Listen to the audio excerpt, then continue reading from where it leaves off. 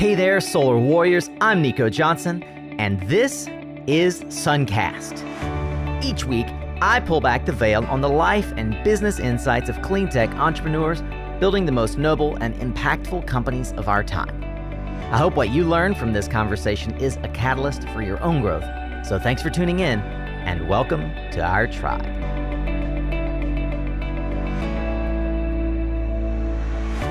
Hey there, Solar Warrior, and welcome to another Tactical Tuesday, a short-form conversation with subject matter experts designed to give you the practical tools, tips, and advice for building your solar business or career. Gosh, can you believe it? It's almost Thanksgiving. Where has 2019 gone? Today, I am serving up some extra gravy to whet your appetite, and I know that you're going to love it. We are coming at you with almost episode number 200. We're sneaking in on it. It's episode 198. I got some great feedback actually back on episode 183 in September with my friend and returning guest Karin Berardo, where she and I touched on the topic of ESG as it pertains to investing. It's clear that ESG is a hot topic these days, and it's also clear that it's not all that well understood. So Karin is back to give us a primer on the subject, to which she's now dedicating much, if not most, of her time. Today we discuss the increasingly important role sustainable and socially responsible investing is commanding for corporate and institutional investors, and the environment, social, and governance criteria that are driving that adoption worldwide. You can find more Tactical Tuesdays just like this one over at mysuncast.com. And hey, while you're there, I'd be honored if you would take 2 precious more minutes out of your wonderful life and fill out our listener survey. Maybe you'll do that over the Thanksgiving holiday. I'll be doing a drawing soon as a holiday gift for one of our tribe, pulling from our survey takers, if you leave your email, of course, and our email subscribers. Another way that you can leave your email and grab a bunch of goodness from us on a weekly basis. I'll be gifting a 1-year membership to the Suncast Tribe Premium membership, which has been for time immemorial priced at about $85. That price is going up.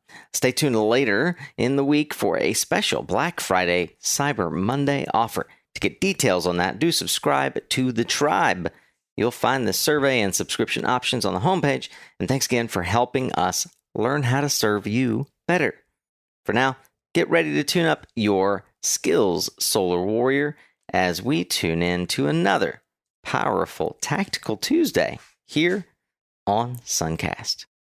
So why don't we quit teasing it here, and if you would, give us perhaps the down and dirty primer on ESG. What does it mean? How's it being used? Who is primarily involved, etc.? I think at least in a lot of business schools up until maybe 10 years ago, no one was talking about ESG. Yep. Maybe more than 10 years ago, but relatively little discussion even about social responsibility. And at the same time, movements for social responsibility have obviously been behind political movements and social movements for 100 years at least, if not more, in the US. And as I was doing some research into ESG, some of the origin stories that were presenting themselves to me was thinking about the role of union labor pension funds in trying to make businesses be more responsive to labor, and also the really, I think, very pivotal role of the anti-apartheid movement and shareholders in companies such as Shell and oil and gas companies, and companies were very active in South Africa, shareholders saying, and consumers, we're not going to take it. We cannot support these kinds of political movements. And that really, I think, brought a whole new level of discussion into, consumers boycotting businesses, and also shareholders saying we have a responsibility to do the right thing. And, that was happening shortly after the time that Milton Friedman wrote his really famous article, 1970, in the New York Magazine, when he said the only role of business is to maximize profits. There is no responsibility for social responsibility in a business. If you care about what's happening in society, that's government's role. And if a manager wants to do better for the environment, they're going to sacrifice profits or sacrifice employee compensation to do that. I'll give them the benefit of the doubt. Maybe that was true in 1970. Certainly, I like to believe that in 1970, Democrats and Republicans were actually able to focus on creating policy that benefited society. That was before Citizens United and before corporations could donate as much as they wanted into political campaigns, and before politicians were more beholden to corporations than they were to human being voters. So times are changing, for sure. And, I think another thing that was different back in the 70s and 80s is, sure, we understood that environmental issues were an issue, but we were not experiencing climate change like we are today. And it was not quite so clear that natural resources were so limited and that our, just flushing externalities, pollution, poisoning the water, poisoning the air, was going to create epidemic health concerns and environmental concerns and climate change. And we're dealing with all of that now. And I'll add that we also did not have the feedback loop, the real-time instantaneous feedback loop of customer concern that exists today with Twitter, and other social media channels like Facebook that inform such that corporations now have a listener role, right? And they even have software acting on their behalf to figure out what's being said about us in the marketplace that we might need to address, because that didn't come, the consumer didn't have a voice the way that they do now. I really like that you add that, Nico, because one of the things I think about is whether the consumer has adequate information to know what they're buying and to know what the right price of goods and services are, because we feel a little bit like corporations are operating inside a black box, which gets us to why we need ESG reporting. But I've felt like consumers don't have enough information. And even though we're in an era of more information than we can consume, we don't really know what's true. And yet I absolutely agree with you. The ability for consumers to provide real-time feedback to companies and say, this is important to me, is shifting how some companies behave. Yeah. And I think that's a great thing. I'm really excited about that. Hey, Warrior, I've always thought that commercial solar should just have an easy button for financing, the way that residential solar typically has had. But credit has always been a gating issue. Until now. Energetic Insurance levels the playing field so that project developers can now offer the same electricity savings to small and medium-sized businesses that were previously reserved for the large commercial buyers in the U.S. alone. Their Interrate credit cover policy provides the missing link, that easy button I mentioned earlier, for commercial solar that a FICO score provided to residential solar, which enables savvy developers and investors to quickly finance commercial solar projects.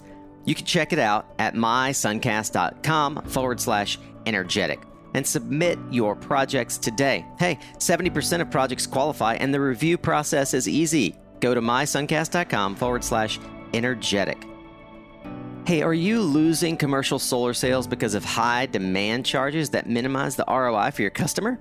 Extensible Energy's Demand X software is an affordable new solution for reducing peak demand charges by 30%. No batteries required. Extensible's intelligent software analyzes solar production, utility rates, weather data, and more. Then it crunches that data, monitors solar and flexible loads, and automatically reduces peak demand spikes, increasing your customers' ROI and decreasing payback time. Head to extensibleenergy.com/suncast for a free demand charge analysis for your project and to learn more about Extensible's partner program for commercial solar installers. You can learn more at extensibleenergy.com/suncast. Take us down the path of how you got involved with ESG, starting first and foremost with defining what the acronyms are and how how this is sort of the natural evolution from your career of having invested at very high levels and across the world with sustainability and other types of funds. Absolutely. ESG stands for Environmental, Social, and Governance. And it is a platform for reporting information about a company. Mm-hmm. ESG is a shorthand, for kind of thinking about responsibility. But from my perspective, it's really around providing more information about how companies work. It's a small piece, actually, in terms of a bigger framework around impact and social responsibility and a whole bunch of different reporting. And so right now, when I talk about ESG, I really think more about public companies that report under an SEC framework where they have required reporting, but it may not be giving us enough of the right information to really understand the value and the risk of a company. Yeah, and as you were explaining that, having been among the few sort of early beginning of the 2000s to the MBA programs that were starting to talk about corporate social responsibility, and that's when CSR and sustainability really began to proliferate and kind of make it into the mainstream, as it were. I look at ESG and I think, well, where does ESG fit within CSR? This acronym is alphabet soup at the end of the day on this episode for sure. But corporate social responsibility is one of those things where it's begun to become expected of companies, and in particular public companies, and the movements of like B Corps, et cetera. So is this a push or a pull strategy for ESG? And then where does it fit within this overall idea of corporate social responsibility? Great question. So in your financial statements, there's pretty set metrics that you report on. The financial statements are pretty much the financial statements. We have the generally accepted accounting principles, the GAAP financials, or the International Financial Standards, IFRS. But when we get beyond financial metrics and start talking about environmental metrics, social metrics, and governance metrics, they're not metrics frequently. And so because we don't have firm quantitative data, then there's no real standards about what's getting reported, how it's getting reported, why it's getting reported, and what to do with it. And so the movement in ESG is trying to get more standards, and so that we can start to compare companies within an industry across, apples to apples against each other. Right. It seems to me like this is a portfolio management strategy at its core.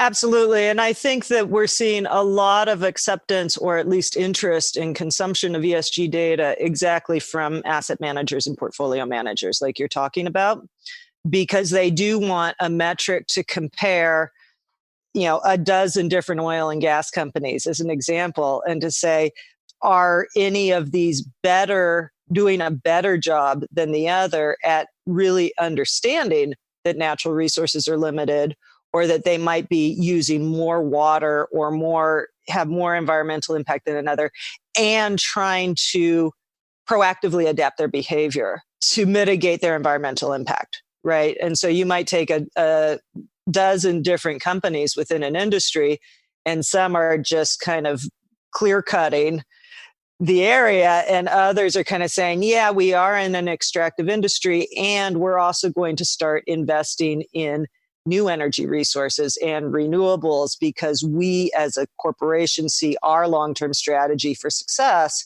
to be sustainable. We've got to change our portfolio mix from extractive into more renewable. And if I have a choice between investing in those two companies, I'm going to see that the company that's thinking about the long term is a company that we're also gradually seeing is getting more rewarded with higher valuations, less stock price volatility, and that's a better investment for you to make. Wow. Well, just like that, we wrap on episode 198 of Suncast. Can you believe it? We're closing in on number 200. Don't go anywhere. I have some more to share with you on our plans for Black Friday, Cyber Monday, and even Giving Tuesday. Yes, that's the Tuesday following all this craziness of shopping. But before I forget, You can find the list of resources mentioned in each and every episode on the show notes page of my blog. You can head over to the show notes as well to download a copy of the Chicago Global Strategies Corporate Overview, in which Karin and her team have reviewed the famed Chicago investment framework upon which Chicago Global Strategies is operating, and how they are building out their investment thesis along that framework. You can also get a copy of their ESG policy, the Chicago framework in the context of ESG investing. Both, if you are looking for deeper dive and understanding how these policies apply, are really great context to help you learn more and dive deeper. That being the show notes page is also where you'll find the social media channels for Karin and I, and the other resources and highlights from this and other discussions. You can check them out at mysuncast.com, and I put a handy link to the episodes and show notes right there on the homepage.